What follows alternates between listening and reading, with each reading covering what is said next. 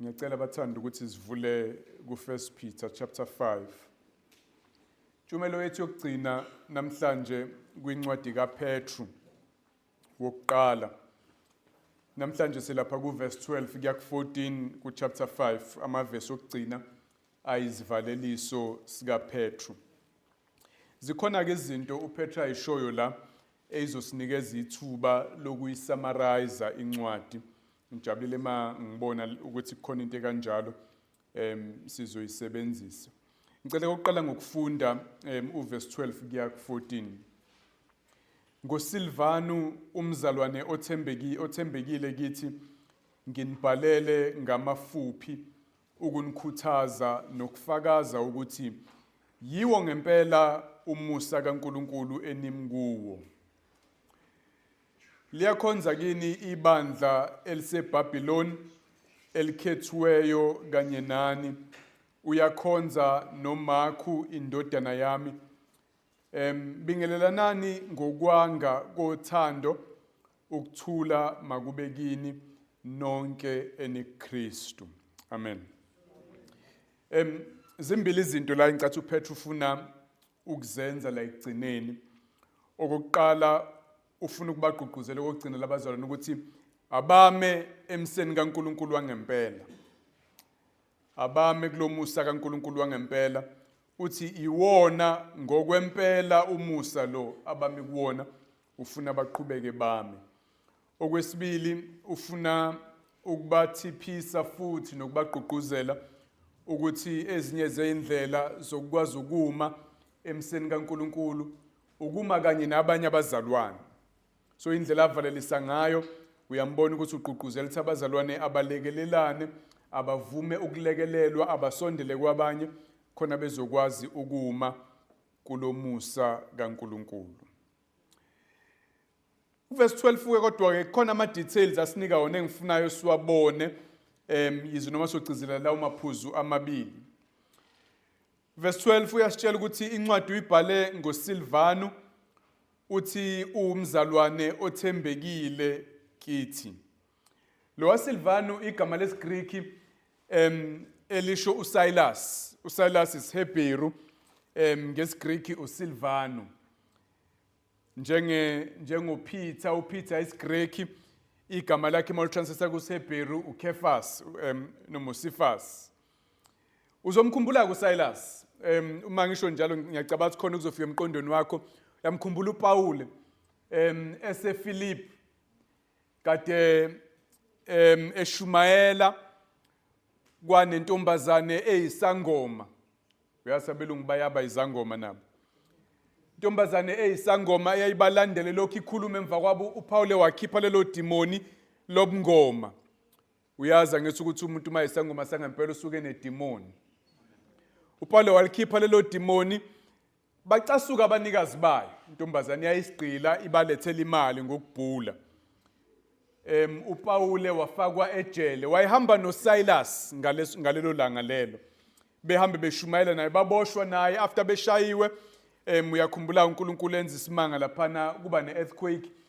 Kuvuleka amasango ejele. Umgcini iboshwa esecabanga ukuyibulala. uPaul babona ukuthi bakhona bathola ithuba lokumshumayeza ivangeli wagcina esindisiwe. Uyena lo Silas lo uPetru akhuluma ngaye la. Mayethi uthi incwadi uyibhale ngaye. Ngiyenzeka ukuthi usho izinto ezimbili la. Okokuqala kwakujwayelekile ukuthi umuntu akhulume kube khona kodwa usecretary ombhalelayo. Bhala lapho Silas ukuthi ngibhalela nina ma-exiles akhethiweyo ePontu, eGalatia naseCappadocia, abhala uSilas. Bhala ukuthi kuhle ukuhlupheka ngenxa yokukholwa makuyintando kaNkulunkulu, abhala uSilas. Kwakujwayelekile ukwenza njalo. Kungenzeka ukuthi uPetru ukhuluma ngaleyo nto leyo ma esho kanjela. Futhi uyayisibona nesiGreek esivela la ukuthi akujwayelekile ukuthi isiGreek lesi mhlawumbe uPetru ayikwazi ukusikhuluma ngoba uPetru wayindoda yomJuda yale emaphandleni kaIsrayeli koGalile. Engafundile engayena umuntu oqeqeshwe kodwa isiGreek uyasibona siphucuzekile kule ncwadi okwenza bona mhlambe kwakubhala ngempela umuntu onjengo Silas ngesikhathi uPetru emtshela ukuthi akabhale ukuthini. Kodwa okwesibili ngenza nje uchaza ukuthi uyena owayideliver incwadi. After sibhaliwe whether ayibhalwe yena noma ayibhalwe uPetru ngesandla sakhe, then uSilas uyena owayideliver kulamabandla lencwadi. Ngakho uyambala la ukuze abazalwane ma efika uSilas bamamkele naye. And uyamfakazela ukuthi umzalwane owethembekile uthi ngendlela yena ambona ngayo uPetru umzalwane owethembekile. Usho ukuthini ngalokho? Mayithi umzalwane owethembekile lo. Umzalwane wangempela. Umzalwane othembekile kuKristu. Uyamthanda uKristu, uyamlandela uKristu, akamhlubuki uKristu even noma zikhona lezi inhlupheko.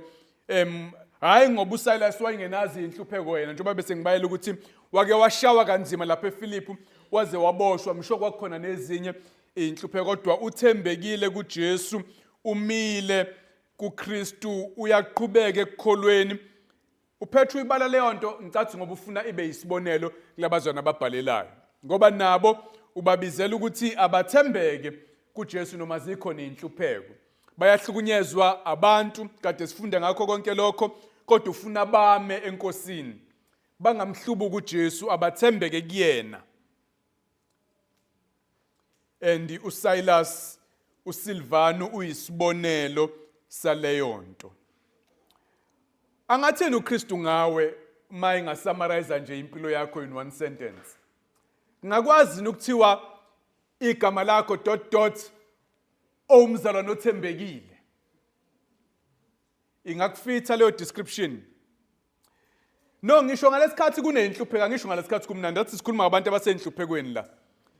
Ngalesikhathi kunzima ngempela, abantu bemelene nawe, impilo ingahlangani, kungabhalwa yini ngawe kusona leso simo thiwe sibani banyana umzalwane othembekile enkosini. uJesu uyokwazi nokusho kanjalo ngawe mayebuya.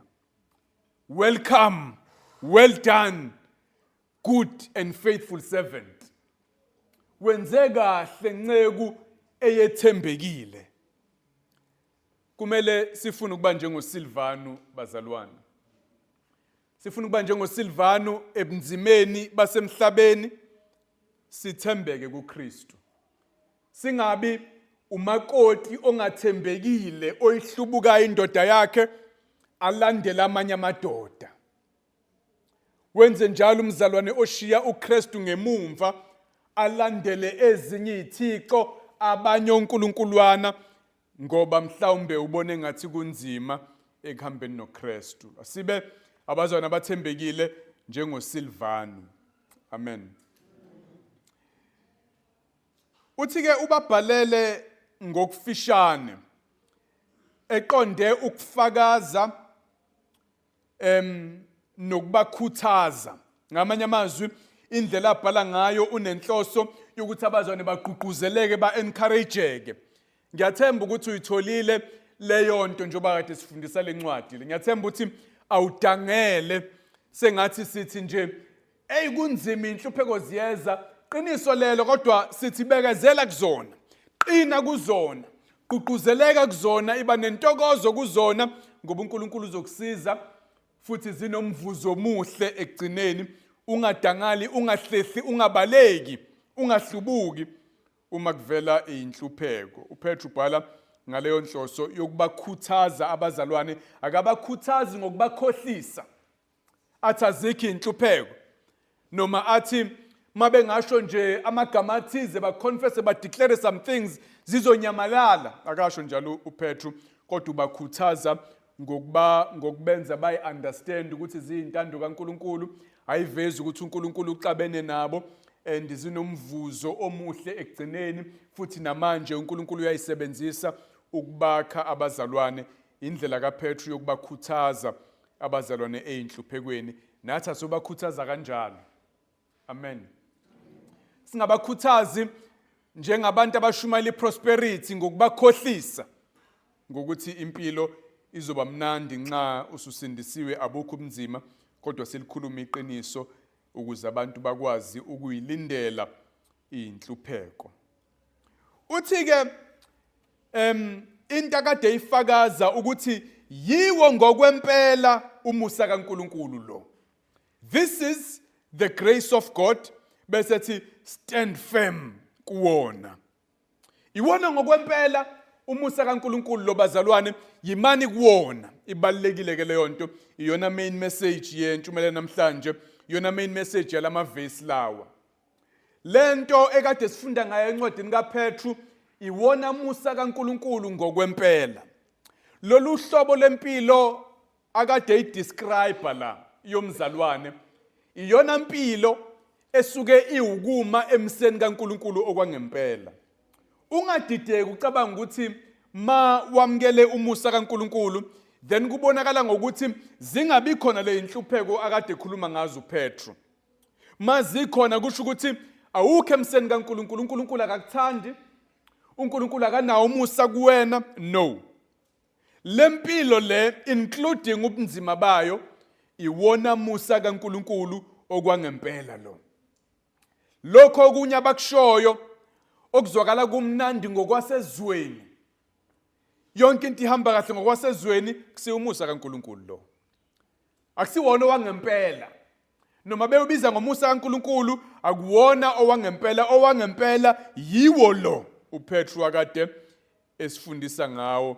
Ufuna ke sime siqine kuwona.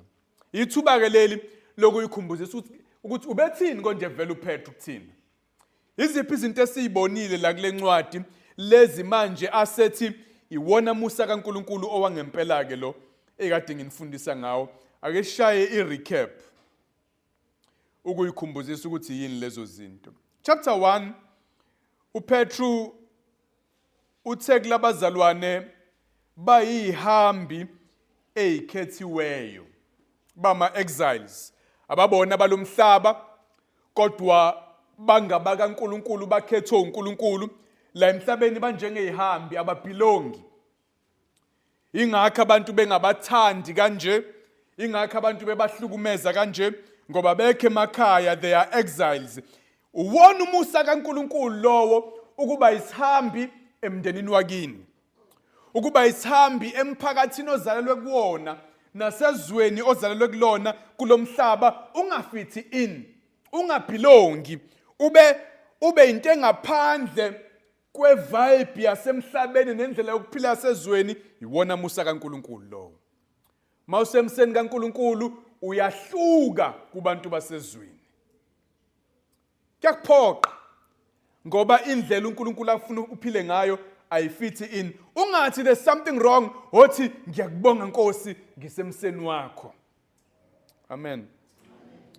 Ukhulume khona lapha chapter 1 ngokuzalwa kabusha, sizalelwa ethembeni. Thembe eliphilayo noma sidlula einhluphekweni einhlobonhlobo, silinyazwa inhlupheko einhlobonhlobo. Yebo sizelwe kabusha, siyidalwe ezintsha. Sabantwana bakaNkulunkulu manje, uNkulunkulu sewubaba kuthina.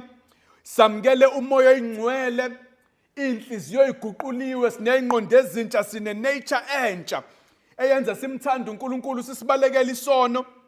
Sizelwe kabusha kwangempela, amagama ethu abhaliwe encwadini zokuphila ezulwini.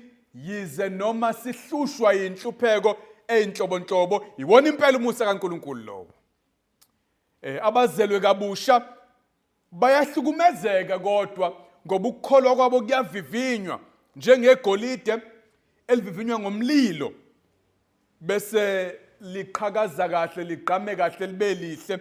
Kanjalo nokukholwa kwabangcwele noma kukukholwa kwangempela, bezelwe kabusha kwangempela, kuyadluliswa emlilweni. Iwona umusa kaNkulunkulu lowo bangcwele.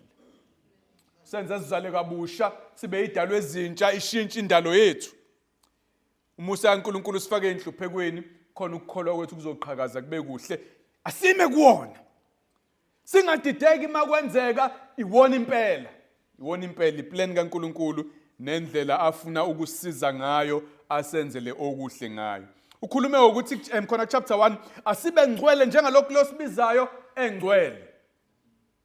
Iwona umusa kaNkulunkulu lowo ukulwa nesono sakho. Ukhule ekunqobeni inkanuko zenyama yakho, ama desires afuna wenza izinto ezirong uNkulunkulu. Ukhule ekumthandeni uNkulunkulu, ekumlaleleni, ekuphileni ngentando yakhe. Iwona umusa kaNkulunkulu lowo. Leso struggle leso, leyo mpi sonke esikuyona njengabantu abasindisiwe yokukhula ebungcweleni, right place. Wona umusa kaNkulunkulu lowo. Makunjalo empilweni yakho, uvuka nesono lokhu ugalele ukushona phambili, sibuye siqeqa isono, ushawe ilingo, uvuka uyithatha uyithuntuthe, uzama ukwenza kangcono, ima lapho. Amen. Wona musa kaNkulunkulu lowo, ila uNkulunkulu esifuna khona ekukhuleni ekubeni ngcwele njengalokhu yena uNkulunkulu wethu engcwele. This is the true grace of God. Akusiyona mayingekho impi yokulwa nawe nenyama yakho. Ku chapter 2 ukhuluma ukuthi asinamathele kuKristu uyitshe legumbi, the chief cornerstone la khona makwakhiwa ibuilding yakhelwa phezukwalo lelitshe, iyona foundation stone le. Sonke simele ukwakhela phezukwayo eqonda ukuthi asinamathele kuyena noma abanye beqhuzuka kulelitshe. Kwabanye liyitshe abayishayisa kulona baginqiki. Thina yitshe esakhela phezukwalo, kuchaza ukunamathela kuJesu, umbamba uJesu, even if abanye bemreject uJesu. Ngesikhathi abanye behlubuka ngenxa ukuthi babona sengathi kunzima, kumnandi, kuneyinhlupheko, behlehlele emumva, thina asibambelele sihlale kuyena, sazi ukuthi sakhiwa sibe yindlu kaNkulunkulu, sibe yithempeli kaNkulunkulu, sisembusweni kaNkulunkulu kwangempela uma sihlezi kuyena uJesu. Iwona musa kaNkulunkulu lo, ukuhlala kuyena even noma abanye bemhlubuka. Amen. Ngesikhathi abanye sometimes kwakhona enkonzweni abanye bahlubuka bekhona, ubone ngempilo ukuthi akasanamathele kuJesu manje lo mzalwane, namathela wena even noma abanye bemshiya uKristu. Ku chapter 2 wasifundisa ukuthi asothobela wonke ama-institutions abantu ngenxa yenkosi. Asithobeleni uhulumeni, asibathobeleni abantu abasiqashile emsebenzini yethu. Owayikhuluma ngegqila yena ethi ayithobele omaster bazo kufana nokuthobela abantu abaqashile. Wathi abesifazane eqani ka chapter 3 abaganile abathobele abayeni babo, even noma labantu ababalayo beyabantu abangekho right ngokwendlela abasiphatha ngayo. Hulumeni owawubahlukumeza abazalwane, uthi uPetru abazehlisa abazalwane bangavuka umbhejazane balwele amalungelo abo baze bamhlaze uJesu, kodwa abazehlise babekezelele ukuhlukunyezwa makunesidingo, ngoba uNkulunkulu uyobavuza futhi kuba ubufakazi obuhle lokho kubantu uma benze njalo. Emsebenzini uyayithoba uzehlise, ekhaya uyayithoba uzehlise, even noma labantu abakuphethe ngendlela efanele. uNkulunkulu uyamthanda umuntu owenze njalo futhi uyamphakamisa ngesikhathi esifanele. Wasiyala nanokuthi ke sonke nje asibe abantu abathobekile ku chapter 3. Sithobekile kubantu ngaphandle, sithobekile ebandleni likaNkulunkulu. Asibona abantu abawuphuma silwe abayidefendayo, kodwa si willing ukuhlukumezeka noma senze kahle ngokwethemba kwethu uKristu. Niyikhumbula leyo bangcwele? Siyathukeka thina njengabazalwane. Siyahlebeka, sileyo nhlobo yabantu ehlebekayo thina. Sile nhlobo yabantu edelelekayo ingaphindiseli. Asiyona le nhlobo olingafakwa kuyona olubuya nodaka, libuyi nodaka kuthina. Amen. Libuya nomusa. Siyakhulumeka kabi. Siqhubeke sithanda uNkulunkulu, siqhubeke sigcwele intokozo, simthande kwayena uGalakajana lo. Sinjalo thina abantu abakholwayo, sinjengoJesu owavuma bamkhwifele ngamathe, wavuma bamqambela amanga, wavuma bamfaka umqhele wameva, mhlaba ameva la, wavuma bamshaye, wavuma bambethele, engakwazi ukuyilwela. Nawe sometimes ukubona ukuthi yazi noma abanye bengangixake bengamthatha kodwa lo. Kodwa wenzi njalo uma umzalwane, ngisho nangamazwi, ngisho ngeattitude, siyazehlisa, samukela ukoniwa, sethemba uNkulunkulu oyobasotha bonke abantu. Okwami ukuphindisela, usho njalo uNkulunkulu. Mina ngiyobuyisela, siyamdedela, thina sizehlise sinjengezimvu ziya ekuhlatshweni. Asilwi, asiyiphindiseleli, silingisa uKristu, siyazehlisa.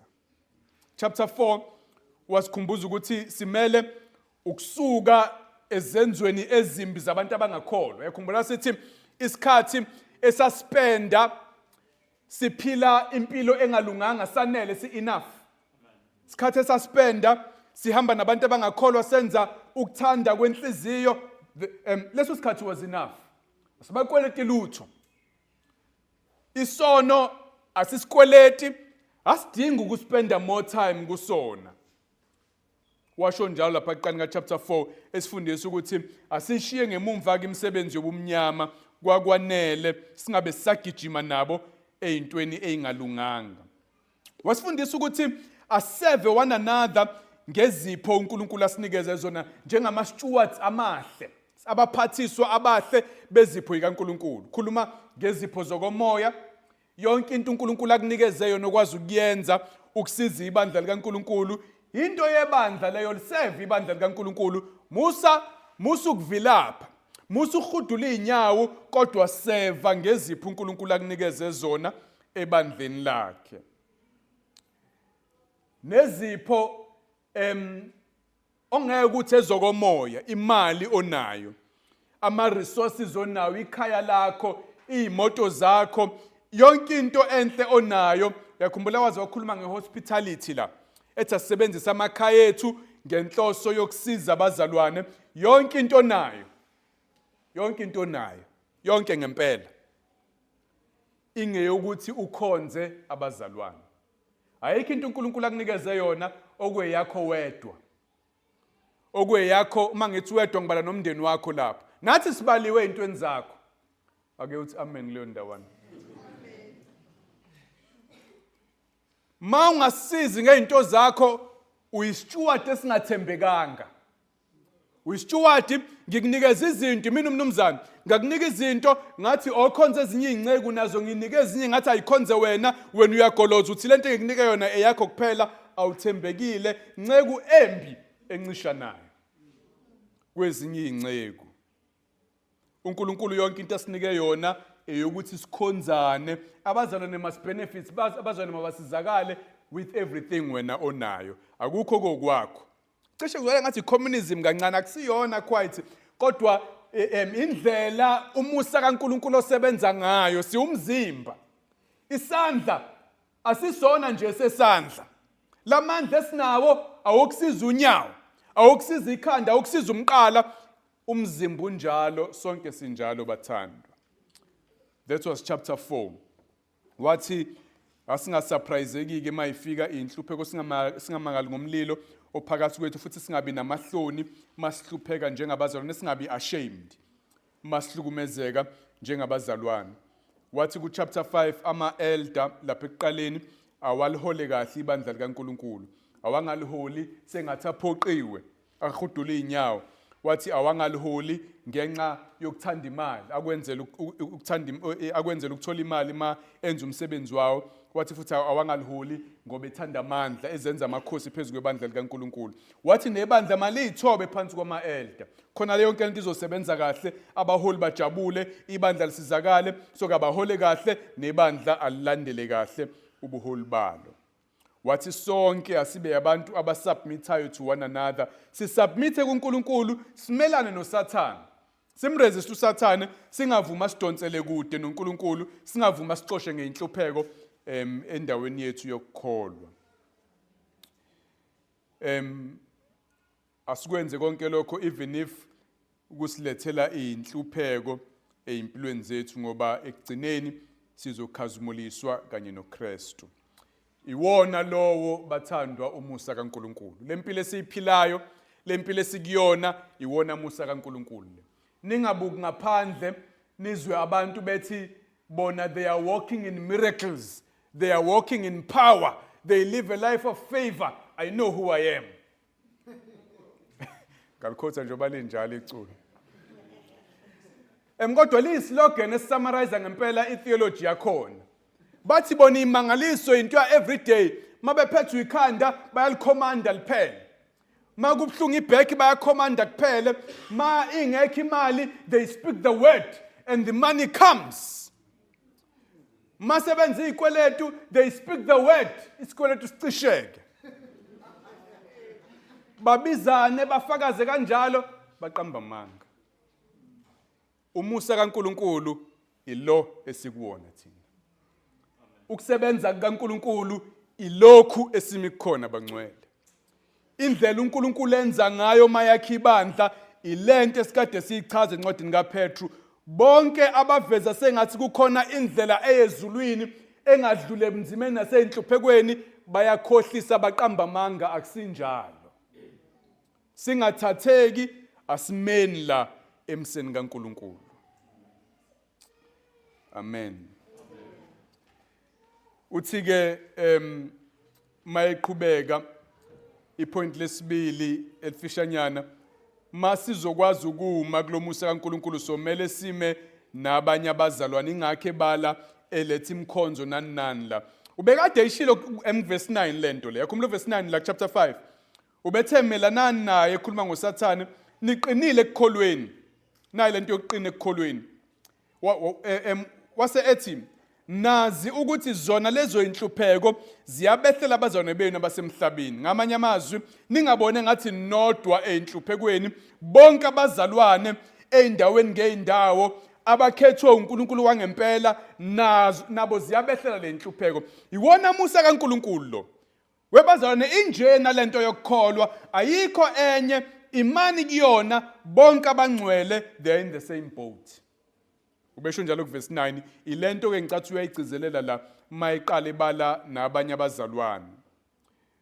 Ubesembalileke uSilvanus bonile ekhuluma ngoSilvano manje use-eda ibandla lonke lapha eRome noMark indodana yakhe. Ake sibone ama details asinika wona ngalabo.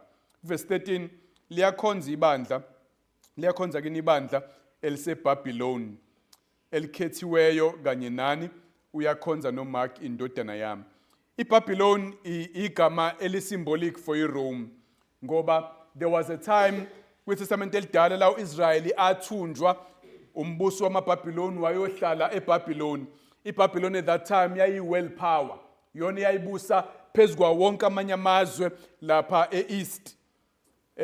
It was a powerful nation and iRome manje sekungathi ya replace iBabylon ingakhe ibiza ngayo. iRome iyona ebusayo manje wonke lawo amazwe ase-West la ibandla likhona. So ke emqondweni kaPetru iyafana neBabylon nokuthi ke ingcolile ikhonza izithixo njengendlela iBabylon iyayenza ngayo futhi iyalicindezela ibandla likaNkulunkulu the same way iBabylon iyayenza ngalo kuIsrael kwiTestament elidala. So mayethi bonke abaseBabylon bayakhonza ukhuluma ngebandla eRome. uPetru wayeseRome ngalesikhathi ebhala icapital city yeRoman Empire. Uthi ke elikhethiweyo kanye nani elected njengani. Ubekade batshela abazalwane chapter 1 yakhumbula verse 1 no2 beqale kanjalo ethi ubhalela ihambi ekhethiweyo lapha ku verse 1 kwabakhethiweyo abayihambi abasePonce eGalatia Cappadocia. Ku verse 2 chapter 1 wathi abakhethiweyo ngokwazi phambili kaNkulunkulu. Ubekade batshela abazalwane bakhethiwe. uNkulunkulu wabakhetha emaphakadeni ukuthi babe abantwana bakhe. Na chapter 2 verse 9 uyibalile indaba ye-election. Manje usebatshela ukuthi bakhona nabanye abakhethwe njengani abaseRome. Ufuna abazalwane bazi ukuthi uNkulunkulu uyasebenza nakwezinye indawo. Akhona amanye ama-comrades ethu kufana no general wempi etshela ibuthe elincane elizizwa engathi liyahlulwa isitha licindezelekile ngoba lincane athi ningesabi ibuthe elincane. Akhona amanye amabutho nawasempini kwenye indawo inhloso ukwenza labo bagcwala amandla. Asikho sodwa kule mpi le. Bakhona abanye eRome phakathi la ipersecution inzima khona kakhulu bakhethiwe njengathi basendaweni efanayo nathi. uPetru uletha lo mqondo we-togetherness, wekamaradi, kusho njalo lento eyenzeka kuwena mawazi ukuthi nibaningi entweni. Strength in numbers. Yabona lowo muzwa lowo wokuthi angimile ngedwa, simi sibaningi. uNkulunkulu uyafuna sibe nalowo mqondo bathandekayo. Sibaningi sikulesimo esikusona. Lezi inhlupheke sibuye siyi-experience lokucindezelwa abantu, lokungafithi inezweni kuba ihambe ezweni, lokukhethwa uNkulunkulu okwenza uSathane azingele nezisebenzi zakhe. Sibaningi sikukhona. Kwaqala ngabo oPetru njengoba bebhala nje throughout ihistory yebandla, lo 2000 years ibandla likhona, abazalwane bakulesimo thina sikusona. Namhlanje bonke abazalwane bangempela bakulesimo esikusona, asikho sodwa, awukho wedwa makunzima empilweni yakho. Mawubekezele ngenxa kaKristu, awukho wedwa. Mayingahlangana impilo, kodwa uqhubeka ukholwa umthanda uNkulunkulu kunzima, awukho wedwa lapho. Sonke sinjalo ibandla likaNkulunkulu sesimene sinjalo throughout history and emhlabeni wonke. Ufuna uPetru bakhumbule leyo nto abazalwane. You are not alone, simndawonye la.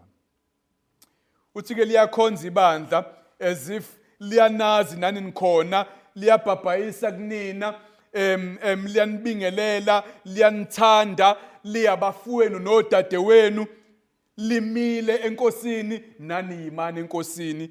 Le togetherness uNkulunkulu usidalele yona ukuze isize sikwazi ukuqina emseni kaNkulunkulu uma izikhathi zinzima. Uthi-ke uyakhonza noMark indodana yami. Lo Mark akhuluma ngaye-ke, interesting kancane umlando wakhe, kodwa sikholwa ukuthi lo waMark owabhala ivangeli ngokukaMark.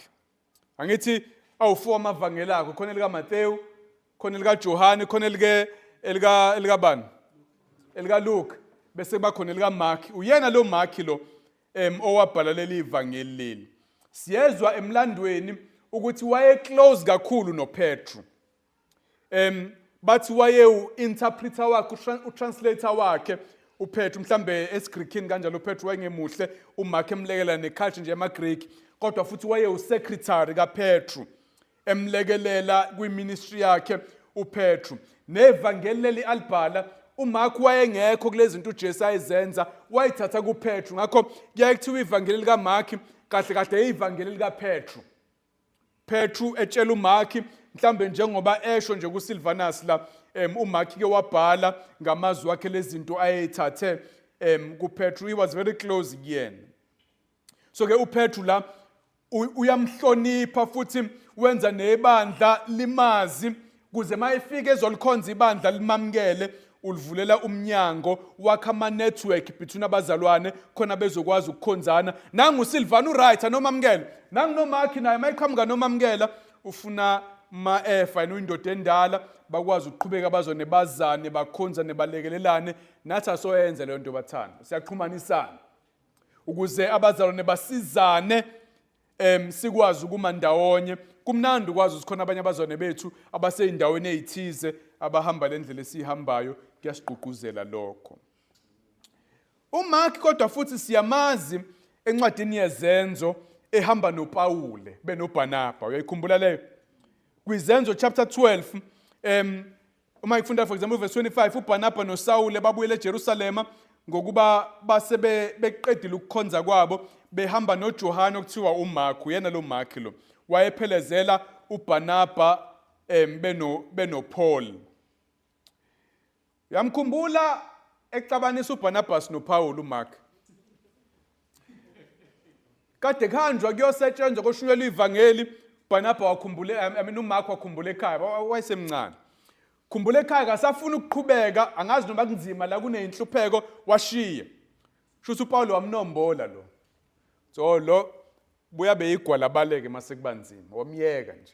Next time sekuhanjwa futhi uPaul wayelihleze shama trip, uBarnaba uthi hayi asambeni naye.